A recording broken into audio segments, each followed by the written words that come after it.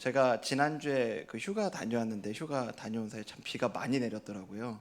제가 강원도로 이렇게 다녀왔는데 같이 그때 강원도에는 비가 그렇게 많이 오지는 않았었거든요. 근데 여기에는 막 이제 비가 너무 많이 와서 보니까는 우리 손자님들 중에도 가정에 그 차가 침수되는 경우도 있고 그런 일들도 있었다고 그랬는데 여러분들 별일 없으셨죠?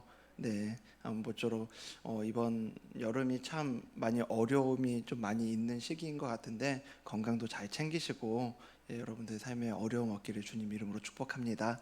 네, 오늘 저희가 수요 예배 드리고요. 다음 주에는 이제 우리 오영태 선생님 말씀하신 것처럼 특별 새벽 기도가 진행이 됩니다. 저희가 다음 주에는 특별 새벽 기도가 한 주간 진행되기 때문에 다음 주에는 수요 예배를 한 주 이렇게 저희가 쉬어 가도록 하겠습니다. 그래서 다음 주 이 시간에는 수요 예배가 없다는 걸 기억하시고 다 같이 또 새벽에 하나님께서 부어 주실 은혜 기대하면서 기도의 자리에 나아가는 저와 여러분들 됐으면 좋겠습니다. 네, 오늘 우리에게 주시는 하나님 말씀 같이 보도록 하겠습니다. 하나님 말씀 룻기 3장 7절에서 18절까지의 말씀입니다. 룻기 3장 7절에서 18절까지의 말씀. 네, 제가 한 절, 여러분들이 한 절 교독하도록 하겠습니다. 제가 먼저 읽겠습니다. 보아스가 먹고 마시고 마음이 즐거워 가서 곡식단 더미의 끝에 눕는지라. 룻이 가만히 가서 그의 발치 이불을 들고 거기 누웠더라.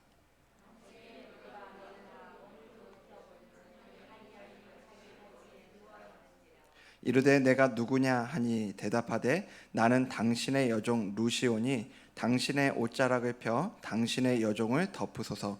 이는 당신이 기업을 물을 자가 됨이니이다 하니.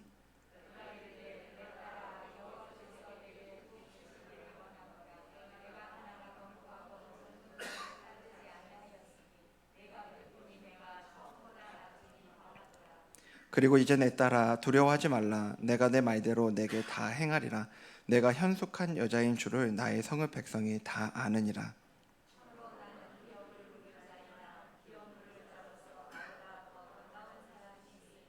이 밤에 여기서 머무르라. 아침에 그가 기업 물을 자의 책임을 내게 이행하려 하면 좋으니 그가 그 기업 물을 자의 책임을 행할 것이니라. 만일 그가 기업 물을 자의 책임을 내게 이행하기를 기뻐하지 아니하면 여호와께서 살아계심을 두고 맹세하노니 내가 기업 물을 자의 책임을 내게 이행하리라. 아침까지 누워 있을지니라 하는지라.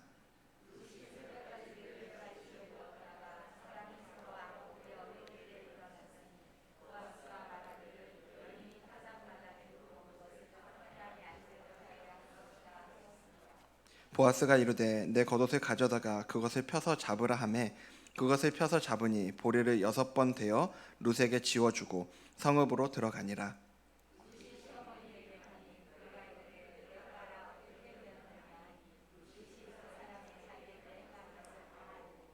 이르되 그가 내게 이 보리를 6번 되어 주며 이르기를 빈손으로 내 시어머니에게 가지 말라 하더이다 하니라.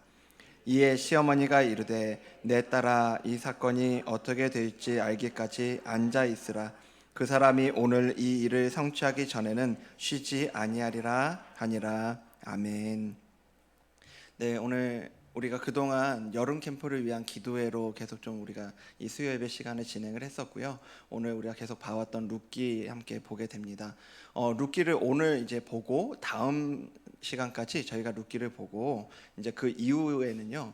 저희가 하반기에는 이제 구원에 대해서 저희가 함께 좀 살펴보는 시간을 갖도록 하겠습니다. 그래서 구원에 대해서 조금은 이제 성경이 이야기하고 있는 구원이 어떠한 것인지에 대해서 저희가 함께 살펴보면서 그 시간들을 가져가려고 하니까요. 또 기대해 주시고 함께 또 기도해 주시면 감사하겠습니다. 네, 오늘 본문은 이제 나오미가 이 전 시간에 보면 이제 며느리 룻에게 이제 보아스에게 가서 어떻게 할지에 대해서 이야기를 하고 보아스와 이제 룻이 오늘은 이제 소통하는 장면이 나와 있습니다. 사실 오늘 본문 내용을 보면요, 보기에 따라서 성경에 이런 내용이 있어? 하는 뭐 이제 이런 생각이 들 정도로 당황스러운 부분이 모습으로 이렇게 보일 수도 있습니다. 사실 3장 전체의 내용을 보면은 시어머니는 며느리가 이렇게 결혼할 수 있도록 계략을 짜고요. 그리고 며느리는 또 그 명령 받았다고 고지고대로 이제 가서 이제 그대로 하고 있죠. 또 지금 이 일이 이루어지고 있는 때와 장소를 보더라도 지금 이 일은 대낮에 길이나 카페에서 이루어지는 일이 아니에요. 한밤중에 어두운 타작마당에서 이 모든 일들이 이루어지고 있는 걸 볼 수 있습니다. 그런데 오늘 이제 그런 배경을 오히려 염두에 두고 더 신중하게 오늘 본문을 좀 살펴보다가 보면 오히려 이런 상황에서 이 룻과 보아스가 보여주는 모습이 더 감동이 됩니다. 오늘은 추수를 마치고 그 타작 마당에서 한바탕 잔치가 벌어지는 날이었죠. 한 해 수확을 마치고 타작을 마치면서 이제 그 잔치 자리에서 음식을 잔뜩 먹은 보아스는 마음이 즐거워서 이제 한 곳으로 가서 잠을 청합니다. 그리고 보아스가 잠이 들기를 기다리던 룻은 가만히 가서 그의 발치 이불을 들고 거기에 누웠다라고 이렇게 나오는데요. 몇몇 주석가들은 여기에 이 표현을 상당히 이제 육체적이고 성적인 표현으로 그렇게 해석을 하기도 합니다. 근데 루키 저자는 오히려 이 부분에 대해서 이 상황을 그렇게 보지 않도록 단어들을 굉장히 신중하게 선택해서 사용하고 있는 걸 우리가 볼 수 있거든요. 7절에 보면 룻이 보아스에게 다가갈 때 가만히 다가갔다, 이제 이렇게 나오거든요.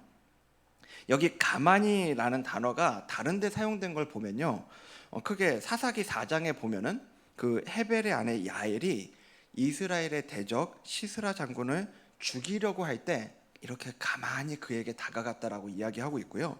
사무엘상 24장에도 보면은 다윗이 사울이 알아차리지 못하게 그 사울의 옷자락을 벤 일이 있지 않습니까? 그때도 다윗이 사울에게 조심스럽게 가만히 다가갔다라고 할 때 이 표현을 사용하고 있는 걸 볼 수 있어요. 그러니까 야엘이나 다윗의 경우에 상대방이 알아차리면 꼼짝없이 죽을 수밖에 없는 그런 상황이었다는 걸 생각해 볼 때 얼마나 조심조심 그에게 다가갔겠냐는 거예요. 지금 룻은 보아스가 깨지 않도록 조심스럽게 다가가서 그의 발치 이불을 듣고 거기에 들고 거기에 누웠던 겁니다. 만약에 이게 어떤 그런 성적인 이런 부분들을 담아내고 있다면 이렇게 다가가지 않았겠죠. 오히려 조금은 더 적극적인 모습으로 다가갔을 텐데 오늘 본문은 가만히 다가갔다. 그리고 발치이불을 들고 거기에 이제 누웠다라고 이야기하는데요. 조금 후에 이제 밤중에 잠에서 깬 보아스는 웬 여자가 자기 발치에 누워 있는 거 보면 자기 옆이 아니라 발치에 그 누워 있는 걸 봅니다. 저는 이 장면을요, 잠에서 깰 때 종종 보고 있습니다. 오늘 새벽만 하더라도 교회를 나오기 위해서 제가 잠에서 깼는데 딱 제 발치에 누가 누워 있더라고요. 저는 보아스처럼 내가 누구냐 이렇게 묻지는 않았습니다. 보나마나 제 아들이었거든요. 제 아들이 꼭 잠에서 새벽에 깨면은 그냥 그대로 자면 되는데 이렇게 와가지고 제 발치에 이렇게 누워 있는 걸 볼 때가 많이 있습니다. 큰 아들도 그렇죠. 그리고 막내 아들은 이렇게 같이 재우는데요, 자다가 보면 온 방을 돌아다니다가 정신 차려 보면 제 발치에 이렇게 누워 있는 장면을 볼 때가 종종 있어요. 이렇게 보아스가 이제 그래서 내가 누구냐라고 이렇게 묻는데 거기에 대해서 룻이 대답을 합니다. 이렇게 대답하죠. 3장 9절인데요. 같이 한번 우리 빨간색만 읽어볼까요? 시작. 나는 당신의 여종 루시오니 당신의 옷자락을 펴 당신의 여종을 덮으소서. 이는 당신이 기업을 물을 자가 됨이니이다 하니. 아멘.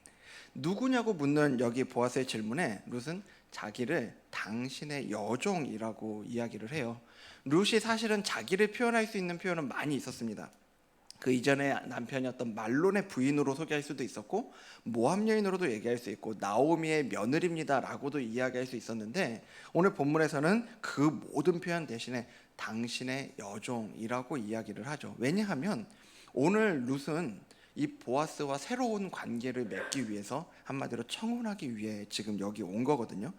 룻은 그 말을 당신의 옷자락을 펴서 당신의 여종을 덮어달라라는 이 표현을 사용하고 있죠. 여기서 옷자락은요, 문자적으로 이 원어를 그대로 갖고 오면 날개라는 단어입니다. 날개요. 그 앞에 2장에 보면요, 보아스가 룻을 처음 보았을 때 이 보아스가 룻을 축복하면서 그때 이 단어를 사용한 적이 있어요. 2장 12절인데 거기 보면 여호와께서 내가 행한 일에 보답하시기를 원하며 이스라엘의 하나님 여호와께서 그의 날개 아래, 이때 이 똑같은 단어가 사용이 됩니다.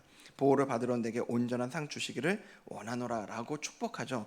그러니까 지금 룻은요, 보아스가 자기를 축복할 때 사용했던 그 동일한 단어를 사용해서 그 축복한 내용을 보아스 자신을 통해서 자기에게 이루어 주도록 그렇게 요청을 하고 있는 거죠. 보아스가 옷자락으로 자기를 덮는 것이 하나님의 날개 아래 보호하시는 일이 된다라는 그런 전제를 가지고 이야기를 하고 있는 거 우리는 볼 수 있습니다. 마지막으로 룻은 보아스가 자기와 결혼을 해야 되는 이유에 대해서 이야기해요. 이는이라고 하면서요, 보아스가 기업 물을 자이기 때문에 자기와 결혼을 해야 된다라고 하는 거죠. 여기 기업 물을 자라는 표현은 히브리어로 고엘이라는 단어인데, 이 기업을 물은다라고 하는 건요, 어떤 거냐면 그 가난해지면 가난으로 인해서 자기 자신을 부유한 이방인에게 종으로 팔리는 경우에 친족들이 그 팔린 친족을 구해주는 이런 경우가 또 기업을 물은다라는 이런 표현에 사용이 되고요. 또 하나는 땅이 자기들의 친족 이외에 그 가난으로 인해서 다른 사람들에게 팔렸을 때 그 땅을 도로 사오는 경우도 여기 이 기업 물음에 해당이 됩니다. 가장 기본적으로 이 기업 물으다라는 이 표현은, 고엘이라는 표현은 자기의 그 친족을 어떤 경우든지 간에 어떠한 형태로서의 그 악으로부터 구해내다, 어떤 악한 일로부터 구해주다라는 표현이 여기 고엘이라는 의미가 담아내고 있는 거죠. 그런데 여기서 이 룻이 보아스에게 고엘로서의 역할을 지금 요구하고 있는 거잖아요. 그래서 자기와 결혼해달라고 하는데, 근데 여기 이거를 잘 봐야 돼요. 이건 지금 자기 자신을 위한 이야기가 아니라는 거예요. 룻이 보아스의 이 기업 물을 자로서의 책임은요, 룻 자신에게 향해 있지 않아요. 사실 엄밀히 따져서 룻하고 보아스는 완전히 남이에요. 완전히 남이에요. 지금 보아스하고 친족 관계에 있는 게 누구였습니까? 지금까지 이 룻기를 잘 보신 분은 알 수 있는데, 룻이 아니라 나오미거든요. 나오미. 그러니까 룻은 지금 보아스에게, 나오미가 지금 이런 처지에 놓여 있는데, 그런 비어 있는 처지에 놓여 있는데, 그런 형편과 나오미의 복지를 돌봐주어야 할 사람이 바로 보아스 당신입니다. 이렇게 지금 얘기를 하고 있는 거예요. 이 기업 물을 자라고 이야기하고 있는 건요. 그러니까 자기가 지금 보아스에게 청혼하고 있는 이게 자기 자신을 위한 것이 아니라, 그렇게 보아스와 결혼하기로 마음을 정한 거는 자기가 이렇게 시어머니 나오미의 안전과 그 경제적인 어려움을 해결하기로 결심했다라는 걸 드러내는 그런 말이 지금 여기에서 기업 물을 자로서의 책임을 해주십시오 라고 이야기하고 있다는 거죠. 그래서 그 룻의 요청을 들은 보아스는 이렇게 얘기를 하거든요. 여기 3장 10절인데요. 그가 이르되 내 딸아 여호와께서 내게 복 주시기를 원하노라. 그 뒤에 읽어보도록 하겠습니다. 읽겠습니다. 시작. 내가 가난하건 부하건 젊은 자를 따르지 아니하였으니 내가 베푼 인애가 처음보다 나중이 더하도다. 아멘. 그러니까 지금 룻이 하고 있는 얘기를 보아스는 정확하게 이해하고 있는 거예요. 그러니까 지금 보아스는 룻이 자기에게 와서 청혼하며 고엘로서의 그 역할을 해주기를 요청하는 게 자기 자신의 안식을 위하는 게 아니고 그의 시어머니를 위한 것이라는 사실을 정확하게 알아차리고 있었습니다. 그래서 지금 이 룻의 청혼을 낭만이 아닌 여기 인애, 즉 헤세드의 차원에서 평가합니다. 여기 내가 베푼 인애가 처음보다 나중에 더하다라고 이야기하는데, 여기 인애가 우리가 보통 은혜라는 표현을 쓸 때 이야기되는 그 헤세드라는 단어가 여기 인애라는 표현이거든요. 그러니까 지금 룻의 인애를 가지고 지금 이 상황을 표현을 하고 있는 거예요. 여기 보면 내가 가난하건 부하건 젊은 자를 따르지 아니했다라는 말이 나오는데, 이 말은요 그냥 가정법이 아닙니다. 이럴 수도 있었는데 그냥 이런 얘기가 아니에요. 원어를 보면 이 부분이 조금 더 명확한데요, 룻에게 청혼했던 젊은 남자들이 있었다라는 걸 드러내는 표현이에요. 여기 내가 가난하건 부하건 젊은 자를 따르지 않았다라고 하는 건요. 그러니까 룻에게 있어서는 보아스하고 결혼하는 게 룻의 의무는 아니었습니다. 자기 자신을 위해서는 얼마든지 사실은 더 젊은 사람들, 자기의 취향에 맞는 사람과 그렇게 살림을 꾸릴 수도 있었어요. 가정을 꾸릴 수도 있었다고요. 하지만 죽은 자신의 남편, 그리고 그 시어머니 나오미를 향한 인애, 그 헤세드를 가지고 보아스에게 지금 청혼하고 있다라고 하는 거죠. 그래서 지금 내가 베푼 인애가 처음보다 나중에 더하다라고 이야기하는데, 룻이 베푼 첫 번째 인애가 뭐겠습니까? 룻이 베푼 첫 번째 헤세드는 그 시어머니 나오미가 여기 베들레헴으로 돌아올 때 따라온 걸 얘기하는 거예요. 그때 나오미는 모든 재산과 남편과 아들들을 다 모두 잃은 그 처절한 절망 가운데 그의 고향으로 돌아왔어야만 했어요. 그 시어머니와 그리고 함께 오기 위해서 룻은 자기는 그 자기의 고향 땅에 그대로 있었어도 괜찮았음에도 불구하고 시어머니 나오미를 위해서 그에게 베푸는 인애를 가지고 자기의 가족, 고향, 친척을 모두 버려야만 했습니다. 이제 룻은 다시 그 시어머니를 위해서 가난하건 부하건 젊은 사람과의 결혼을 계획하지 않습니다. 나오미의 고엘인 나이든 보아스와 결혼해서 나오미 가족의 자손을 이어가기로 지금 결심을 한 거죠. 지금 이것들을 가지고 내가 베푼 인애가 처음보다 나중에 더하다라고 지금 보아스가 이야기를 하고 있는 건데요. 이렇게 한결같고 점점 깊어지는 룻의 헤세드에 대해서 보아스는 자기가 그 기업 물을 자로서의 책임을 다할 것을 약속하면서 이제 룻을 안심을 시킵니다. 그런데 이제 재미있는 게 있는데요. 이렇게 잘 흘러가고 있는 것 같은데 생각지도 않은 한 가지 복병이 등장하는 거예요. 3장 12절 말씀인데요. 같이 3장 12절 말씀 같이 읽겠습니다. 시작. 참으로 나는 기업을 물을 자이나 기업 물을 자로서 나보다 더 가까운 사람이 있으니, 보아스보다 더 가까운 기업 물을 자가 있다라는 거죠. 지금 이 대화의 흐름을 보면요, 룻을 향한 보아스의 마음은 호의로 가득해요. 여기 읽지는 않았는데 바로 11절에 보면 룻에게 대해서 내가 현숙한 여자인 줄 온 성읍 백성이 다 안다라고 이야기를 하거든요. 여기 현숙한 여자는 잠언 31장에 나오는 그 현숙한 여인과 같은 표현입니다. 그러니까 결혼 상대자로서의 한 여인에 대한 최고의 칭찬이라고 할 수 있는 거예요.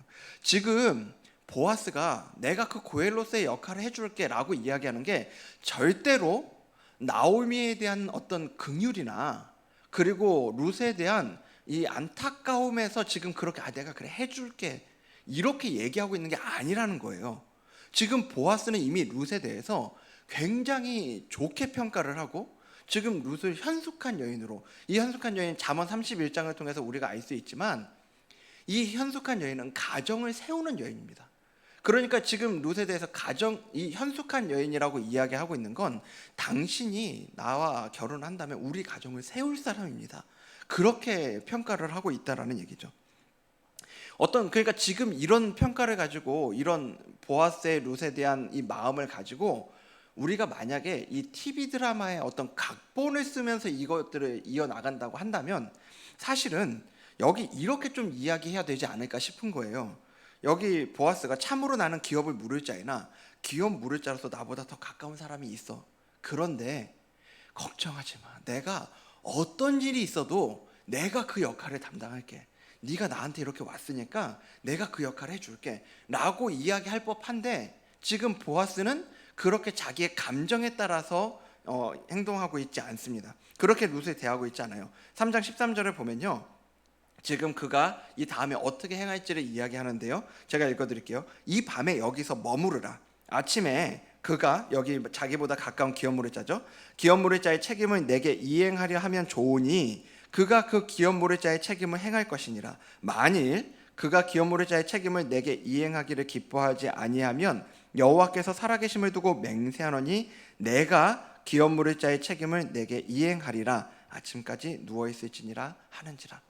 그러니까 자기보다 가까운 기업 물을 자가 있기 때문에 그에게 먼저 의중을 물어봐야 한다라는 거죠. 지금 이 보아스가 이야기하고 있는 건 뭐냐면 이 모든 절차를 철저히 말씀에 근거해서 하나님께 맡겨드리면서 처리하려고 하고 있다는 걸 볼 수 있는 거죠. 만일 여러분 생각해 보십시오.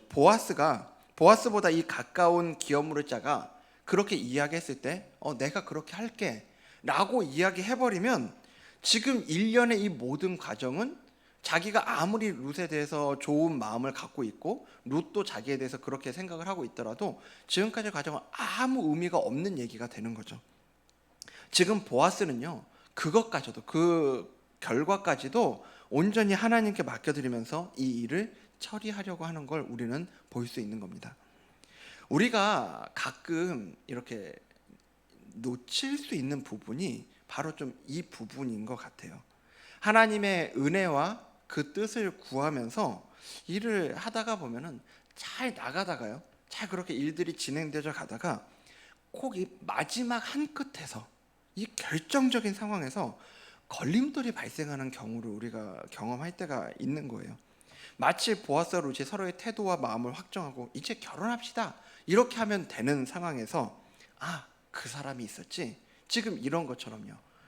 우리는 이 뒤에 이 기업 물을 사람이, 보아스보다 가까운 그 기업 물을 사람이, 고엘이 어떻게 하는지를 아니까 지금 제가 아무리 이렇게 얘기를 해도 여러분들은 아무 긴장감 없이 지금 듣고 있는데, 사실은 이건 보아스와 룻에게 있어서는 상당한 믿음을 요구하는 절차가 된다라고 하는 거죠. 지금껏 최선이라고 생각하고 기도하면서 계획하고 추진해 왔던 일들이 다 이루어지기 직전에 갑자기 브레이크가 걸린다면 여러분은 그때 어떻게 하시겠어요?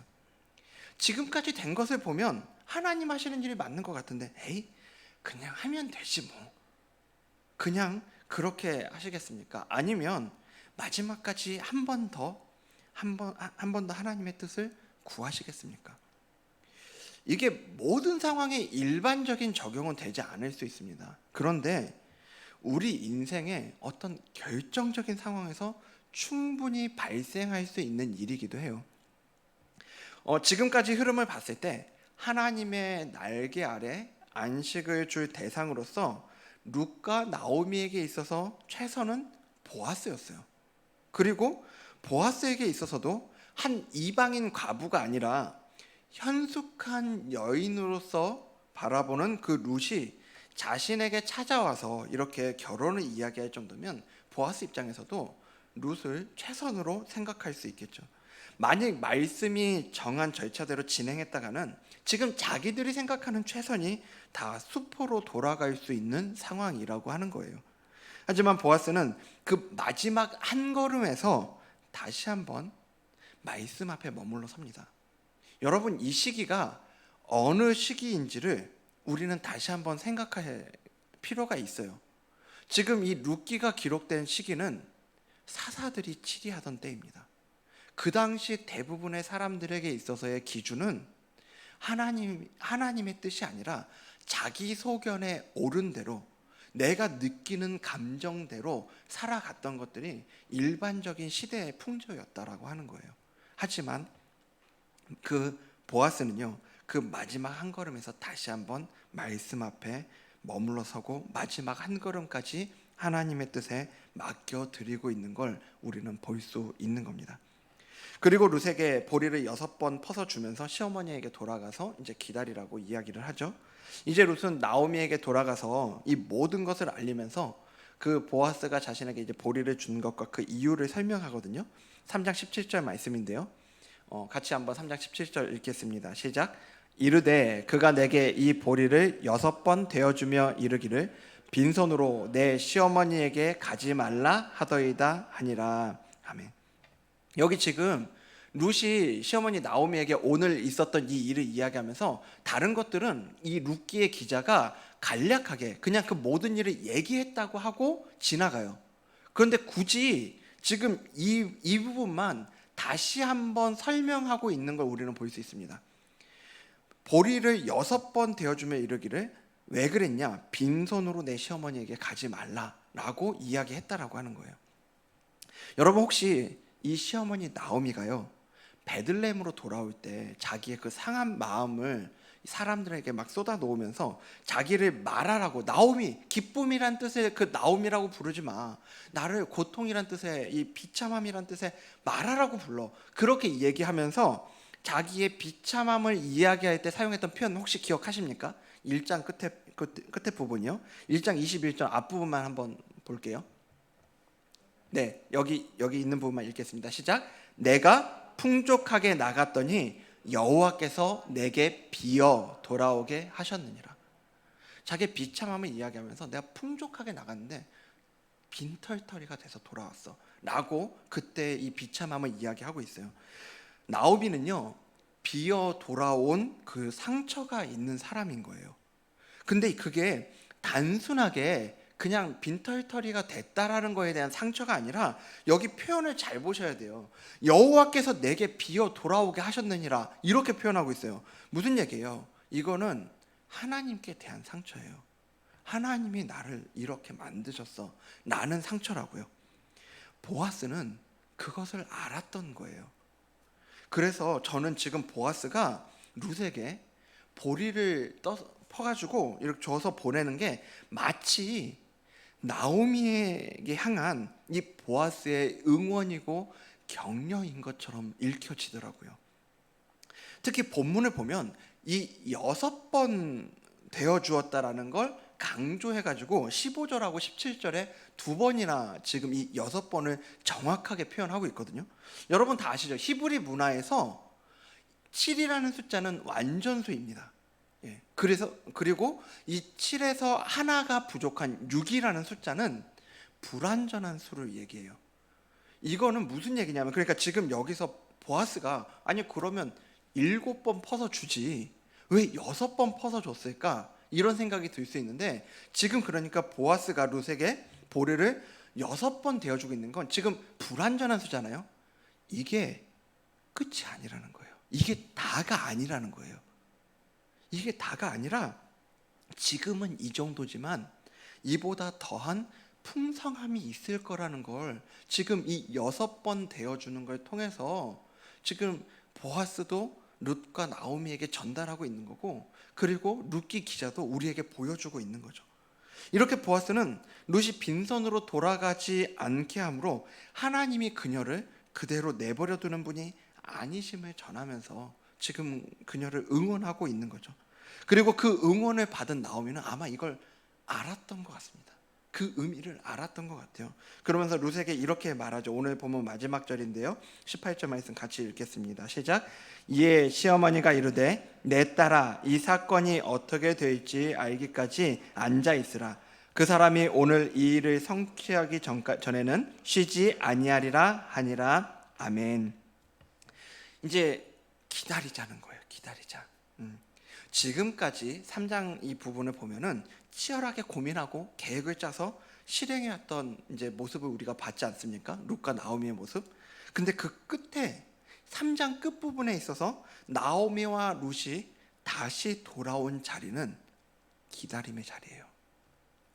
보아스가 마지막 한 걸음을 앞두고 말씀의 절차에 따라서 그보다 가까운 그 고엘, 기업물을 있잖아, 고엘의 대답을 기다려야만 했던 것처럼 룻과 나오미 역시 이후의 일이 어떻게 진행될지 알기까지 이제 기다려야 합니다.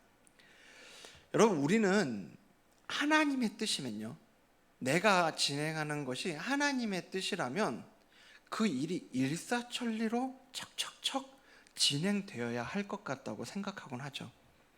하지만 저는요, 오히려 하나님의 뜻대로 일이 진행되어지는 그 과정에서 제가 아무것도 못하고 그 기다리게 하시는 경우를 경험하곤 했습니다. 그 기다림의 끝에서 제가 예상하고 그리고 계획된 대로 일이 진행된 적도 있어요. 그렇게 진행된 경우도 있어요. 그런데 때로는 제가 원하지 않는 결과, 그 일이 그렇게 되지 않았으면 좋겠다라고 생각하는 그 결과를 맞이할 때도 있더라고요. 근데 공통점이 있다면, 그 두 가지 경우에서 그 기다림을 통해서 공통점이 있다면 하나님께서요, 그 기다림의 자리에서 저의 믿음을 점검하시더라고요. 반드시 그 기다림의 자리에서는 저의 믿음이 점검되는 시간이 있었습니다. 때로는 그 기다림을 통해서 하나님의 선하심에 대한 믿음을 고백하게 하실 때도 있었고요, 때로는 제가 안고 있는 문제, 제 앞에 있는 해결되어야 되는 이 일보다 더 크신 하나님에 대한 그 믿음을 고백하게도 하셨어요. 그리고 그 기다림을 통해 결국 하나님이 어떤 분인지를 저에게 더욱 알아가게 하시더라고요. 저는 오늘 이 자리에 계신 여러분 가운데에도 그 기다림의 자리에 머물러야 하는 분이 계실지 모르겠습니다. 내 생각에는 내 앞에 있는 이 일이요, 지금 내가 추진해 왔던 내 앞에 해결해야 되는 이 일이 내 뜻대로 이루어지면 내가 살 것 같고 내가 뭔가 될 것 같고, 그게 안 되면, 이 일이 안 되면 죽을 것 같다라는 생각이 들거든요. 그게 우리가 내 앞에 있는 이 일을 바라보는 우리의 본성이에요. 하지만 여러분, 하나님은 그 일의 성취 여부와 상관없이 우리를 사랑하시고 우리를 책임지시는 하나님이신 줄 믿으시기 바랍니다. 오늘 그 기다림의 자리에 그래서 머물러 있는 분들이 계시다면 하나님은 그 자리에서 우리에게 바로 그 믿음의 고백을 원한다라고 하는 걸 여러분 반드시 기억하셔야 합니다. 그래서 오늘 그 기다림의 자리 가운데 있는 여러분을 위해서 오늘 마지막으로 시편 27편에 있는 말씀을 함께 좀 우리가 고백하면서 말씀 마무리하려고 하는데요. 시편 27편 13절과 14절에 있는 말씀입니다. 우리 함께 나 자신에게 좀 선포하면서 이 말씀 읽도록 하겠습니다. 같이 읽겠습니다. 시작. 내가 산자들의 땅에서 여호와의 선하심을 보게 될 줄 확실히 믿었도다. 너는 여호와를 기다릴지어다. 강하고 담대하며 여호와를 기다릴지어다. 아멘. 우리 한 번 더 13절 14절 다시 한번 읽어볼까요? 읽겠습니다. 시작. 내가 산자들의 땅에서 여호와의 선하심을 보게 될 줄 확실히 믿었도다. 너는 여호와를 기다릴지어다. 강하고 담대하며 여호와를 기다릴지어다. 아멘. 우리가 이 일이 어떻게 될지를 기다리는 것이 아니라 그 일을 이루실 하나님, 그리고 그 일을 통해 우리를 더 알아가기를, 우리가 더 하나님을 알아가기를 원하시는 그 하나님을 기다릴 때, 그 하나님을 기다릴 때 우리 하나님은 절대로 우리를 실망시키지 않으시는 줄 믿으시길 바랍니다. 그 하나님을 향한 믿음의 고백으로 나아가며 하나님의 선하심을 경험하는 저와 여러분 되기를 주님 이름으로 축복합니다. 오늘 말씀 생각하면서요, 우리 함께 찬양으로 고백하며 나아가도록 하겠습니다. 나의 영혼이 잠잠히 우리 하나님만 바라봅니다. 우리 함께 고백하면서 찬양하도록 하겠습니다.